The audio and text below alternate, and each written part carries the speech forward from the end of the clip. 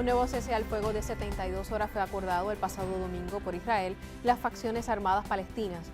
De acuerdo a las cifras de la Organización de las Naciones Unidas, desde que Israel atacó a Palestina a comienzos de julio, en este conflicto han muerto más de 1.900 palestinos, en su mayoría civiles, y 67 israelíes, 3 de ellos civiles. Sobre el conflicto que se vive en la Franja de Gaza, conversamos con el licenciado David Efron, quien es cónsul honorario de Israel acá en Puerto Rico. Buenas noches y gracias por estar con nosotros. Gracias a ustedes por recibirme. En las pasadas semanas hemos estado analizando a través de profesores que nos han estado visitando el conflicto en la región, pero siempre me gusta, y obviamente desde la perspectiva de Israel, para que el país entienda, quizás la gente en Puerto Rico se pregunta ¿por qué este conflicto ha durado tanto tiempo?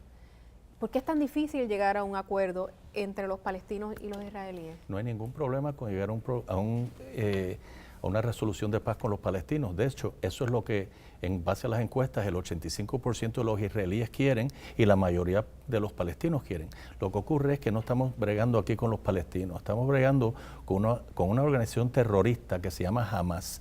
Mientras ellos controlen el área de Gaza, no va a haber paz porque estamos hablando de Israel, un país democrático, el único en el Medio Oriente, que está obligado a entrar en una guerra defensiva para defender a su ciudadanía en contra de ataques de cohetes terroristas. Lo que ocurre, y los mismos palestinos, son las víctimas de este grupo de terroristas de Hamas. Hamas es lo mismo que estamos viendo ahora en el grupo ISIS, en el norte de Irak, donde están decapitando cristianos por no convertirse y están decapitando primero a los niños y después a los padres para que los padres vean a los niños sufriendo. ¿Qué elementos son necesarios para que pueda haber un acuerdo de paz entre ambas naciones?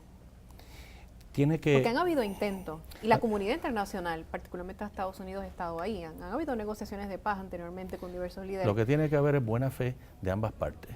Y esa buena fe, mientras que hay una organización terrorista como Hamas que tiene en su constitución la eliminación del pueblo de Israel y la eliminación del país de Israel, no puede haber esa buena fe.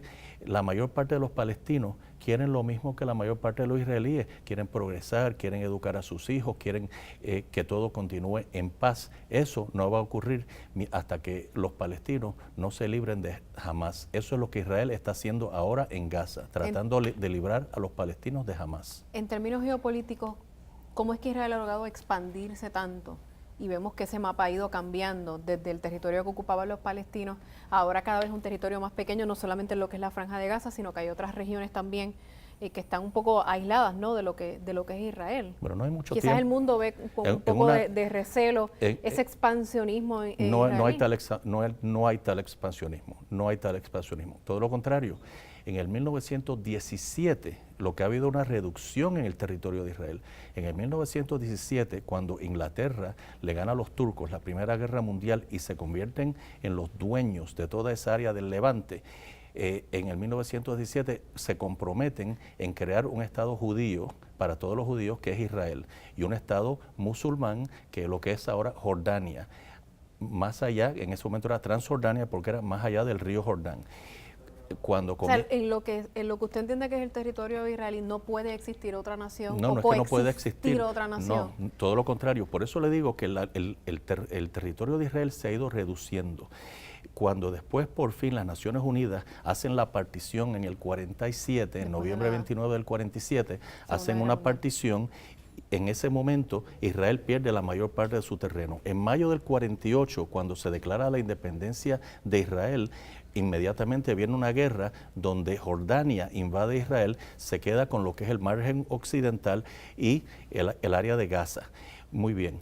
O sea que lo que pasó en 1967, cuando todos los países árabes, todos los de esa área, tratan de eliminar a Israel, Israel prevalece, gana la guerra de los 6 días, recupera esa parte de los terrenos.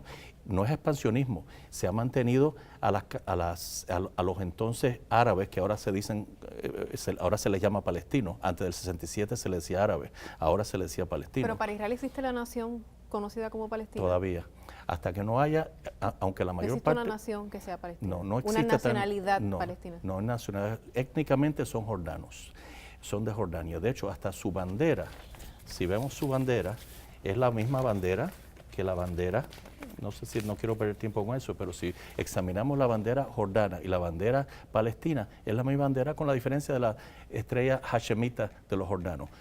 Étnicamente son jordanos.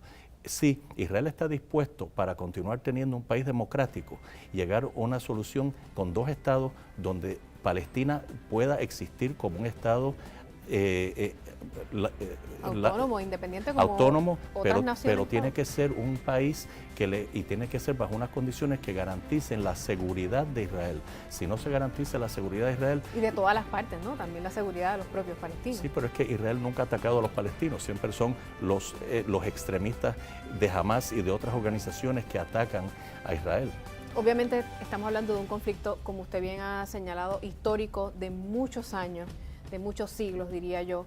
Así que, pues, el tiempo nos traiciona. Claro. Es un tema sumamente interesante, pero al final, ojalá y se pueda llegar a un acuerdo donde, pues, la región pueda tener paz finalmente. ¿Cómo no? Gracias por haber estado con nosotros. Por invitarme. Pasamos con Ariel.